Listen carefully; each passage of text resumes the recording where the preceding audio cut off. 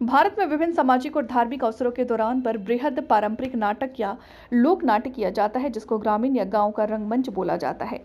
ये पारंपरिक नाट्य का लोक नाट्य भारत के सामाजिक और सांस्कृतिक दृष्टिकोण तथा धारणाओं को दर्शाता है। इसी बीच गांव निगदू में छठे दिन रंगमंच का कलाकारों ने राम जी के 14 वर्षों के वर्णन को दर्शाया। देवी मंदिर निगदू में यानी आज एक ऐसा दृश्य लोगों को देखने को मिला, अपने पुत्रों को वनवास जाने के लिए रोकता है राजा दशरथ, जिस बीच माता कैकेयी पर भी तंज कसता है और बिलख बिलख कर रोता हुआ अपने पुत्रों को कहते हैं, हे राम, सुना पड़ा जाएगा ये अयोध्या, हे लक्ष्मण रुक जाओ।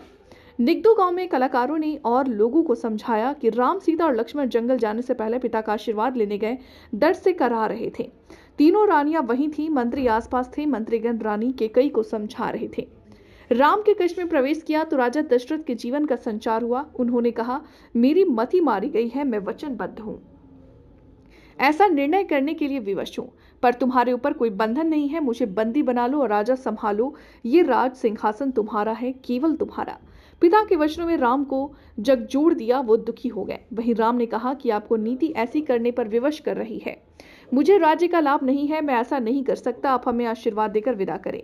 इसी बीच रानी कैकेयी ने राम, लक्ष्मण और सीता को वस्त्र भी दिए और राजा वाले आभूषण और वस्त्र उतारने को कहा, तपस्वियों के वस्त्र पहनने को कहा।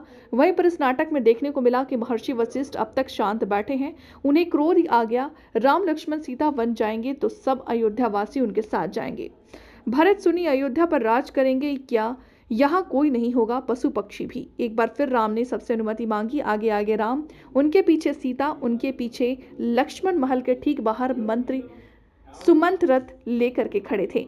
रथ पर चढ़कर के राम ने कहा, महामंत्री रथ चलाएं। कलाकारों ने रंगमंच के माध्यम से बताया कि नाटक के माध्यम से रामायण का शेष छठा दिन था आज, जिसमें श्री राम के 14 वर्षों के वनवास को लेकर के वर्णन किया गया था।